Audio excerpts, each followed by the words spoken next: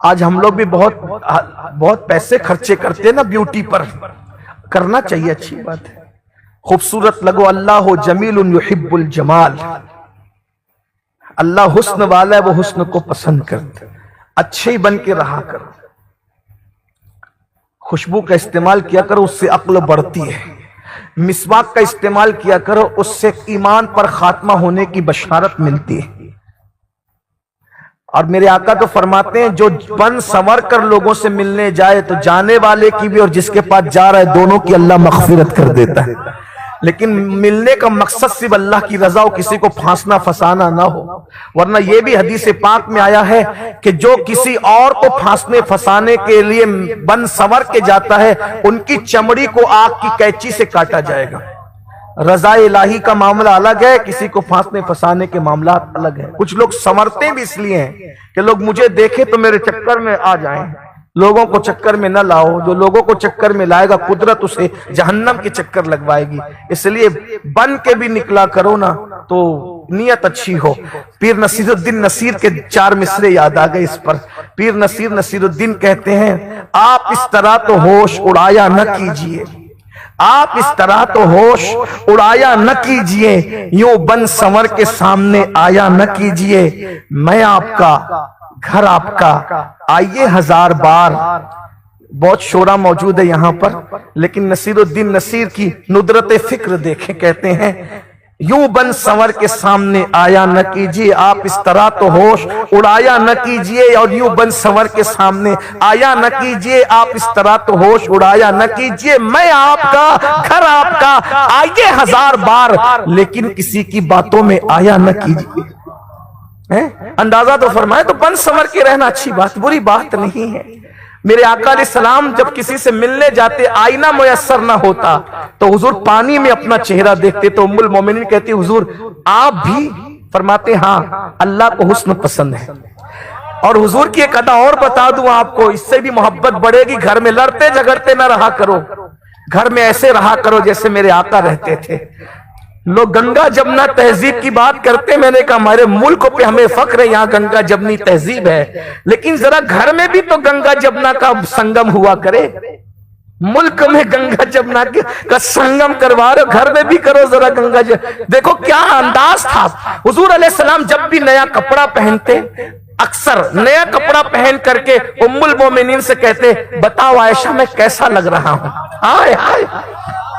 جس کے حسن کو خدا والضحیٰ کہے، جس کی زلفوں کو خدا واللیل کہے، وہ ام المومنین سے کہے بتاؤ عائشہ میں کیسا لگ رہا ہوں۔ اور پھر ام المومنین ہے جس نے کہا تھا کانا خلقہ القرآن، پھر وہ تو یوں کہتی ہے میرے آقا میرے ماں باپ آپ پہ قربان، آسمان کا چاند تو وہ ہے جو صرف رات کو چمکتا ہے سورج کی غیر موجودگی میں، میرا چاند تو وہ ہے جو رات کو بھی چمکتا ہے اور دن کو بھی چمکتا ہے۔ جب عائشہ صدیقہ سے پوچھتے عائشہ میں کیسا لگ رہا ہوں، سرخ دھاری والے کپڑے پہن کر، اور آنکھیں بغیر سرمے کے سرمگی تھی، اور زلفیں بغیر سنوارنے کے سنور جاتی تھی، اور اللہ اکبر مانگ کی شان یہ ہے لیلۃ القدر میں مطلع الفجر حق، مانگ کی استقامت پہ لاکھوں سلام، اور دانتوں کا حسن والنجم اذا ہوا، اور چلنے کی ادا لا اقسم بہذا البلد، اور کمبل اوڑھنے کی ادا یا ایھا المدثر، اور جھرمٹ مارنے کی ادا یا ایھا المزمل، اور کنکریاں مارنے کی ادا اللہ اکبر وما رمیت اذ رمیت ولکن اللہ رما، یہ شان ہے۔ اور جب گھوڑے پہ سوار ہو کر آگے چلے اور صحابہ پیچھے دوڑے تو اس پہ بھی قرآن کہتا ہے والعادیات ضبحا فالموریات قدحا، اور تیرے یار تیرے پیچھے جو گھوڑے دوڑاتے ہیں ان کی ٹاپوں کی قسم ہم اٹھاتے نظر آتے ہیں، یہ شان ہے۔ تو ام المومنین عائشہ صدیقہ میں کیسا لگ رہا ہوں، جب حضرت عائشہ سے میں کیسا لگ رہا ہوں تو کہتی یوسف کو دیکھ کر انگلیاں کاٹ لی، میرے محبوب کو دیکھتے تو دل پہ چھریاں پھیر لیتے۔ اور میرے امام پھر اس کو یوں گنگناتے، حسن یوسف پہ کٹی مصر میں انگشت زنا، سر کٹاتے ہیں تیرے نام پہ مردان عرب، اور کہتے اٹھا دو پردہ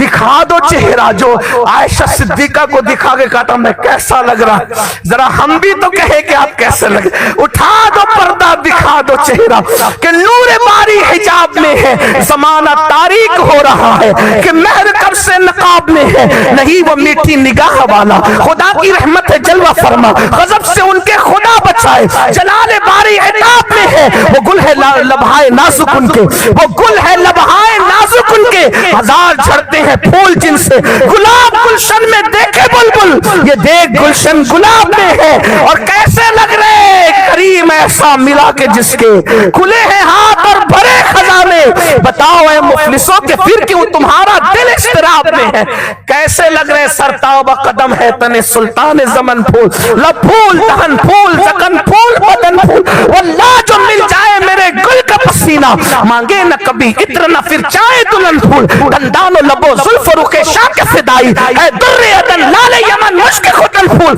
دل اپنا بھی شیدائی ہے اس ناخن پاکا، اتنا بھی مہے نو بھی ہے نہ چرکے کوہن پھول، کیسے لگ رہے کیا بات رضا اس شمنستان کرم کی، زہرا ہے کلی جس میں حسین اور حسن پھول، کیسے لگ رہے وہ کمال حسن حضور ہے کہ گمان نقص جہاں نہیں، یہی پھول خار سے دور ہے، یہی شمع ہے کہ دھواں نہیں، میں نثار تیرے کلام پر ملی یوں تو کس کو زبان نہیں، وہ سخن ہے جس میں سخن نہ ہو، وہ بیان ہے جس کا بیان نہیں، فصاح عرب کے بڑے بڑے تیرے آگے یوں ہے دمے رچے، کوئی جانے منہ میں زبان نہیں بلکہ جسم میں جان نہیں، کیسے لگ رہے تو کروں تیرے نام پہ جا فدا، نہ بس ایک جا دو جہاں فدا، تو جہاں سے بھی نہیں جی بھرا، کروں کیا کرو جہاں نہیں، کیسے لگ رہے سب سے اولا وہ آلہ ہمارا نبی، سب سے بالا وہ آلہ ہمارا نبی، اپنے مولا کا پیارا ہمارا نبی، دونوں عالم کا دولہ ہمارا نبی، خلق سے اولیاء، اولیاء سے رسول اور رسولوں سے آلہ ہمارا نبی، سارے اچھوں میں اچھا سمجھیے جسے، ہے اس اچھے سے اچھا ہمارا نبی، سارے اونچوں میں اونچا سمجھیے جسے، ہے اس اونچے سے اونچا ہمارا نبی، جس نے ٹکڑے کیے ہیں قمر کے وہ ہے، نور وحدت کا ٹکڑا ہمارا نبی، کیسے لگ رہے ہیں تو کہا جاتا ہے حسن کھاتا ہے جس کے نمک کی قسم، سب حسن کی قسم کھاتے ہیں مگر وہ کیسے لگتے ہیں، حسن کھاتا ہے جس کے نمک کی قسم، وہ ملی ہے دلارا ہمارا نبی، وہ لہجہ وہ انداز کیا ہوگا، ہائے ہائے ہائے، فرماتی ہے وہ مصر والیوں نے انگلیاں کاٹی نہیں بلکہ کٹ گئی، اگر میرے محبوب کو دیکھ دلوں پہ چھریاں پھیر لیتی، ہم بھی گھر میں کبھی پوچھ لیا کرے کیسا لگ رہا، یہ بھی تو سنت ہے، کھانے سے پہلے سے نمک چکھنا ہی تو سنت نہیں، یہ بھی سنت ہے کیسا لگ رہا، اور یاد رکھنا جسے گھر میں یہ اسٹیٹمنٹ مل جائے کہ آپ جیسا کوئی نہیں،